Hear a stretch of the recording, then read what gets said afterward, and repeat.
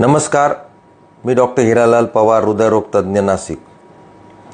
साखरेऐवजी गूळ किंवा मध हे हेल्दी असतं का, हा प्रश्न बऱ्याच लोकांना पडतो. आणि सगळ्यांना माहिती आहे की दररोजच्या चहामध्ये, कॉफी, दुधात आपण साखर टाकतच असतो. पण आजकाल बऱ्याच ठिकाणी आपल्याला ऐकायला मिळतं की साखर सोडून गूळ वापरा किंवा मध हे एकदम नैसर्गिक साखर आहे आणि ती शरीराला चांगली असते. तर हा प्रश्न बऱ्याच वेळेला उपस्थित होतो. पण खरंच असं असतं का, तर ते आपण सोप्या भाषेमध्ये जाणून घेऊयात. आता सगळ्यांना माहिती आहे की साखर म्हणजे रिफाईंड शुगर. ती ऊसापासून बनलेली असते किंवा बीटपासून पण बनवली जाते. आणि या सर्व प्रक्रियेमध्ये सर्व पोषक घटक आपण काढून टाकतो आणि शिल्लक राहते ते फक्त ग्लुकोज आणि फ्रक्टोज, जे शरीराला फक्त कॅलरीज देतात, पोषण बिलकुल मिळत नाही.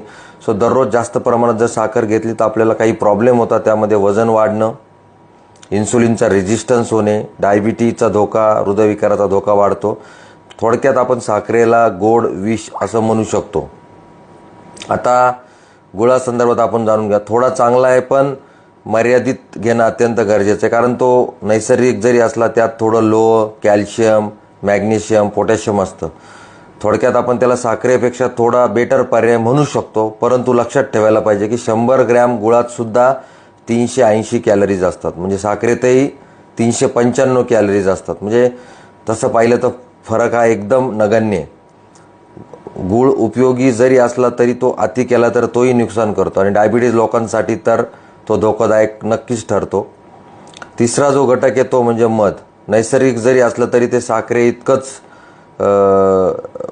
म्हणजे साखर सारखंच असतं ते. आणि त्याच्यात अन्न आणि नैसर्गिक अन्न जरी असलं पण त्याच्यातही फ्रुक्टोज आणि ग्लुकोज मोठ्या प्रमाणात असतं. काही प्रमाणात अँटीऑक्सिडंट, एन्झाईम्स आणि काही पोषक द्रव्य त्यात असतात. परंतु साखरेपेक्षा थोडंसं चांगलं म्हणू शकतो. परंतु एका चमच्यामध्ये 60 कॅलरीज मिळतात.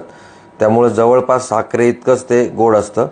सो डायबिटीज लोकांनी हनी म्हणजे हेल्दी आहे असं समजून ते मोठ्या प्रमाणात घेत असाल तर ते टाळणं गरजेचं आहे, कारण ते सुद्धा शुगरच वाढवतं.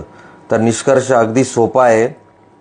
गूळ आणि मध हे साखरेपेक्षा थोडं चांगलं म्हणता येईल, पण अति वापरलं तर दोन्ही वाईट. नॅचरल म्हणजेच नेहमी हेल्दी असतं असं नसतं. आणि हेल्दी म्हणजे संतुलन आणि मर्यादा. त्यामुळे साखर, गूळ किंवा मध काही जरी वापरलं तरी ते आपण दिवसाला खूप कमी प्रमाणात वापरलं पाहिजे. आणि या सगळ्या गोष्टींची आपण म्हणजे नोंद घेऊनच आपण आपल्या आहारामध्ये त्याचा वापर करावा. धन्यवाद.